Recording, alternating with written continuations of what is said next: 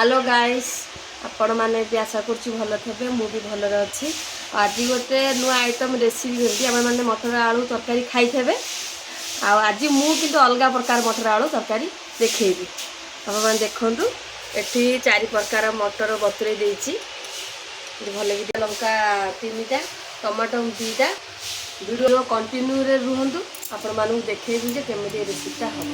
तेरे लिए सबको मैं आज दिल पर छोड़ के आई, रस्मों के कसमों के सारे बंधन तोड़ के आई। देखो मैं तो देखो सुने यार को जब पल के उठाऊं, जिंदगी बना के मेरी जान को मैं सांसों में बसाऊं। तेरे इश्क में डूबने वाला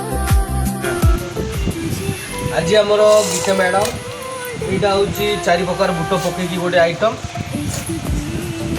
वाह बढ़िया अच्छी आईटा बैगण भजा आईटा आम आलू सीझा आज खाई टेस्ट कर केमी लगुच वाओ सुपर आपण मैंने भी ट्राई करूँ घरे भल लगे।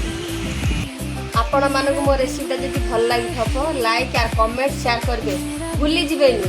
रहूची जय जगन्नाथ।